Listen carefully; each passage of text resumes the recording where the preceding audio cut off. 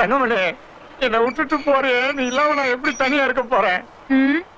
நான் என்ன ஓடியா போறேன்? புள்ளதானே பெத்துக்க போறேன். வேணாத்தா, தங்கமணி இங்கேயோ புள்ள பெத்துக்கிட்டாத்தா. அதுவும் சரி, நானும் பட்டணத்திலே இருந்த மாதிரி ஆச்சு. அது நல்லதில்ல தம்பி.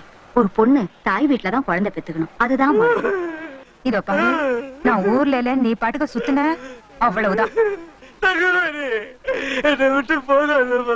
சிகரெட்டு குடின்னு ஆரம்பிக்க கூடாது. தங்கமணி சீக்கிரம் வாமா, வண்டி புறப்பட போகுது.